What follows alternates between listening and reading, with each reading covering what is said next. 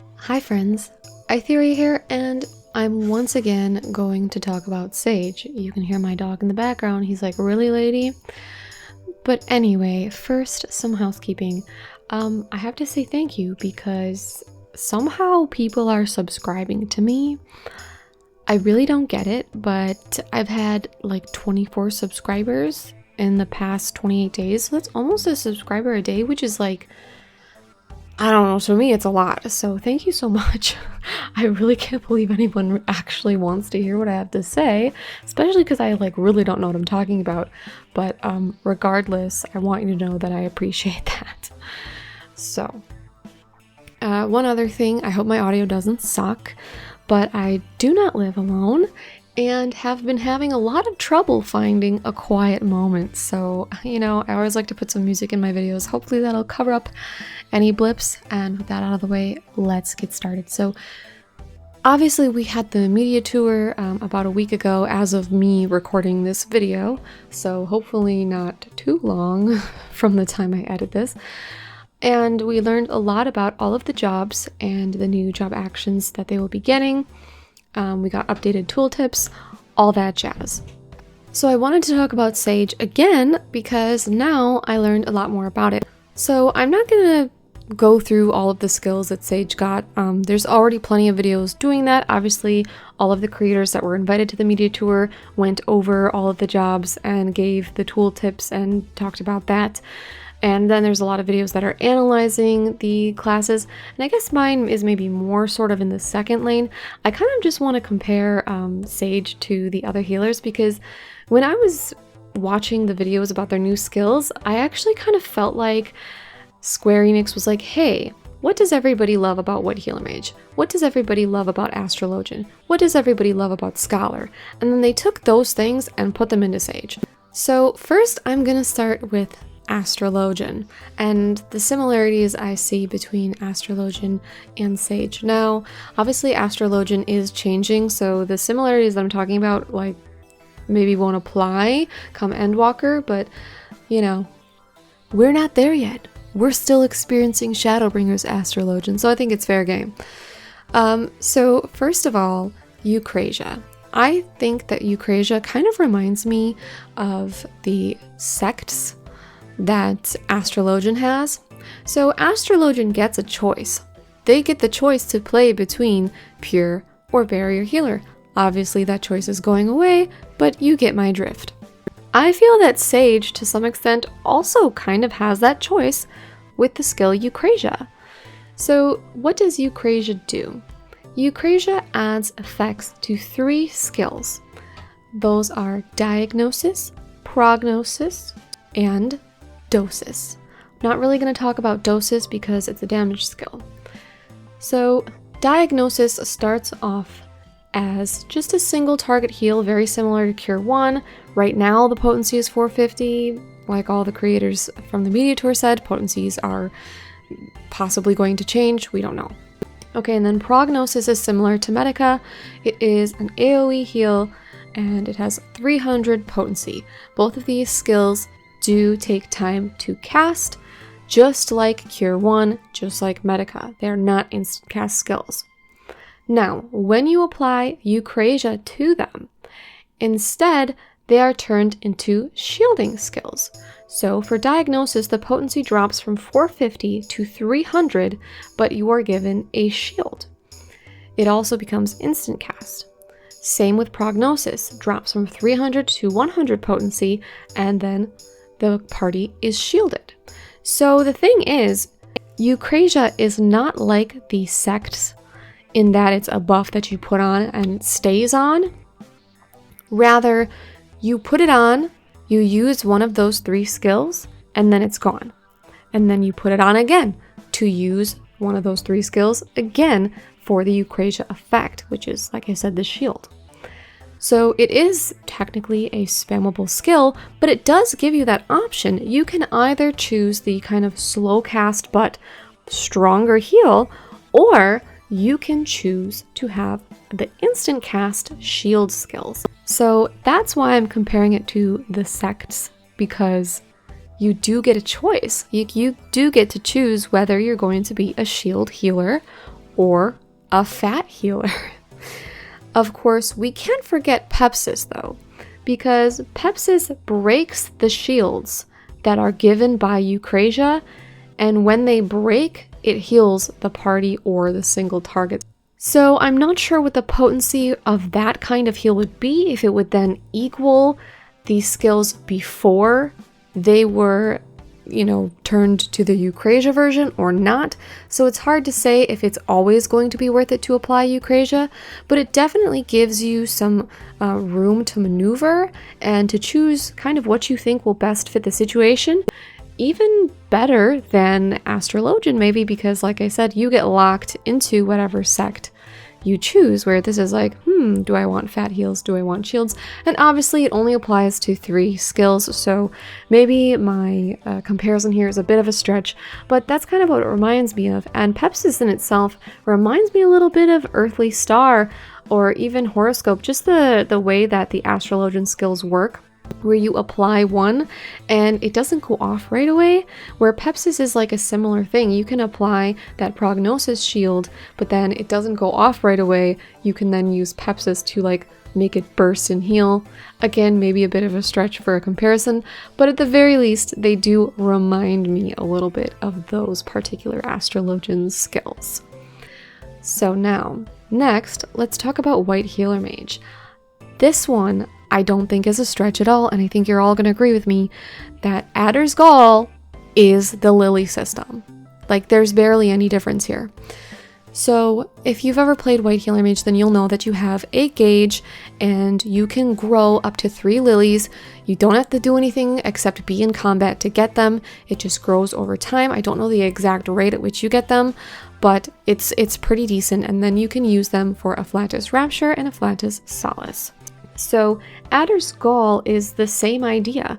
You just build up these charges while in combat, and then you can use them on a multitude of skills. Now, where it's different is that there are 4 different skills you can use it on, where with lilies, there are 3 different skills you can use it on. The Blood Lily skill is a DPS skill, so I'm like not really sure if I should count it or not.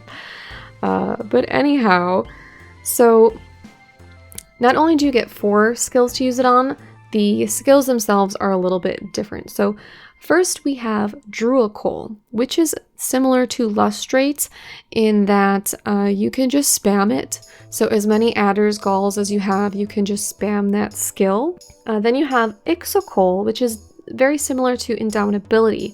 And the reason I would say it's closer to that one than the White Healer Mage Afflatus skill is because the Ixocol does have a cooldown, whereas the Afflatus skill, I always get them mixed up and never know if it's Solace or Rapture, but the Afflatus skill you can kind of spam, like yes, you have the sort of general cooldown, but you do still get to spam it, where the Ixocol there will be, I think it's either 30 or 60 seconds of a cooldown, so it's not something that you can just do over and over like the Afflatus skill. So they are different in that sense. But the whole kind of Adder's Gall idea where you build up these charges, to me, they just took that straight from White Healer Mage. The other 2 skills you get are Caracol, which is similar to Sacred Soil. And then we have Toracol, which is a completely new skill. It is a damage reduction skill that also gives a fat heal. But those, aren't really what I'm talking about when I say it's similar to White Healer Mage, mostly just this gauge idea in general. And in some ways it might be a little bit better because you can actually get a stack of Adder's Gall by using Rhizomata, so you get a free stack. And obviously with White Healer Mage you get Tetragrammaton and Benediction, so if you are, first starting combat or you died and you need to like rebuild your lilies, you still do have skills to use, but I think it's kind of cool where with Sage, if you die and get back up and you want to use an Adder's Gall skill, you could use Rhizomata to get yourself 1 charge of that Adder's Gall and then use it on whatever skill it was that you wanted. So that's actually really cool and maybe a little bit better than White Healer Mage. But those were kind of the general things that I saw that are very similar to White Healer Mage. There are some other skills that I think are like loosely related, like Physis and Physis 2, because they're regens, but they're still quite different because They have much longer cooldowns. And one of them, the Physis 2, does add increase in healing potency. But the other big one I think we need to talk about is a size. So what is Sage's? A lot of people are saying that it's Pneuma. I only half agree with that. So Pneuma is a line AoE that does apparently 300 potency and damage, and then a 400 potency AoE heal, but also gives 10% damage reduction for 20 seconds. So the reason I don't see this as being super similar to a size, I mean, it's similar in the fact that it both DPSs and heals at the same time. To me, that's the only similarity that they have. Otherwise, they're very different because this is a 120-second cooldown. I think a size is only like 45 seconds, so that's nearly triple. It's not something that you'd be able to spam as often, and I think Pneuma is also one that you may have trouble figuring out how to use it, at least as somebody who maybe doesn't play Scholar or maybe is like new to playing healer in general, or just even me. Like, I think there's something to be said for using this tactically. Do you use it as the damage reduction skill? Do you save it and use it as damage reduction? Do you use it for DPS? Or, I mean, I can't really see using it for an AoE heal because I think there's more in the kit for that. I don't necessarily think it'd be necessary, but definitely the damage reduction is something that to think about with the timing. Is it worth it to give up that damage reduction in order to just do damage? You know, definitely it's something that, again, gives you options for, you know, thinking tactically and using it to your advantage depending on the situation you're in. So I think that, you know, we're talking about that a lot with Sage, is that it's maybe a little bit more big brain than some of the other healers, which will give us more to do and be hopefully a little bit more exciting, although I'm never going to get tired of the fat burst heals with White Healer Mages. So going back to a size, I think that the skill Holos to me is a little bit more similar to a size, because the other thing about Pneuma is it does appear to have a cast time, whereas a size is instant cast. So that's why to me, you know, there's just several things about it that I just listed that I don't see them being super duper related. But Holos, the only kind of difference to a size is that it does not have DPS. Holos is an instant cast AoE heal. It has a 1-minute cooldown.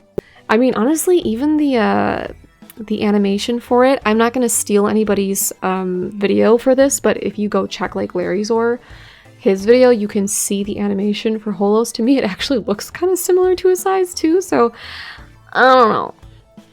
And finally, going to Scholar. I already touched on some of the similarities to Scholar when I was talking about the Adder's Gall skills, just because the way that those skills are set up is similar, like I said, to Lustrate, Indomitability, and Sacred Soil, both with the effects of the skills and the way that they're used. So even though they use charges, and the charges are more similar to the White Healer Mage Lilies than they are to the Sparks, because you have to remember that the Sparks, you have to use Ether, no, I don't remember what the skill's name is, but to get the Sparks you have to use a skill, and that skill has a 1-minute cooldown, whereas to get Adder's Gall, it just builds up as you're in combat, which I think is better. I like that better than the Spark system personally, and the Lily system is one of my favorite things about White Healer Mage. I think it's what makes it so fun. It's what makes it such a bursty fat healer and gives it that playstyle that the other healers don't have. But back to Scholar. Obviously, the main similarity is that we're both shield healers here. Although, like I said, Sage kind of gets to choose to some extent if they want to be a shield healer. And I think one of the big differences between Sage and Scholar is that a lot of the Sage shields have the opportunity to break and turn into heals. So the other shields that Sage has are called Haima and Panhaima. Haima is a single target shield. It works as a stackable shield, so the target will get 5 stacks. Every time damage is dealt and breaks a barrier, the new barrier will be erected. And if all of the stacks of the barrier are not broken before the barrier times out, then the player will be healed. And then Panhaima is the same idea, but AoE. So as you can see, even though these are shield skills, which maybe could compare to Adloquium and Succor, to me they're not that similar because of the way that they work and how they can turn into heals. So yeah, to me the skills that are the most similar are the Adder's Gall ones that I already explained. Similarly, there are some skills that remind me of emergency tactics. Like we have one called Zoe, which doubles the amount cured by the next heal. And then similarly, we have Soteria. This one works for Cardia, which I talked about in my last video, but I'll briefly re-explain. Cardia is a single target buff, which can be applied to anyone, including yourself. And what it does is heals for a pretty small potency, but it heals every time that you deal damage. So Soteria will double the potency of the Cardia heals, and it lasts for 10 seconds. So it's a little bit reminiscent of emergency tactics just because emergency tactics removes the shields from Adlokium and Succor and makes them fat heals. Of course, Zoe isn't saying that, okay, whichever heal you use, even if it's, you know, like Eucrasian heal, it's not going to take away the barrier, but it just increasing the potency of the heal reminds me of emergency tactics. So all in all, I mean, I really do feel like they're kind of taking some of the best things from all of the other healers and adding them to Sage, maybe with some tweaks. And I already explained those kind of tweaks, so I'm not gonna say it again, but I'm super hyped. I said that in my last video. I think Sage is going to be really fun. I think it's going to be definitely maybe a bit of a learning curve. I felt that way about really heavy healer, but White Healer Mage, because I think there's always like you have to figure out the right timing on things like shields, or even Astrologian skills like Horoscope or Earthly Star. I'm always like, when do I make them explode? Because they're not just like heal done. So I feel like with Sage it will be similar, but at the same time maybe it will be a little bit more friendly, because even if you don't use the shield or don't get the shield up in time, most of the shields break and turn into heals. So in that sense it might actually be quite forgiving. I guess we'll just have to wait and see. So thanks to everyone for watching, and I would love to hear what you think in the comments. Is there anything about Sage that reminds you of the other healer jobs that I didn't mention? I'd absolutely love to know. Anyway, farewell.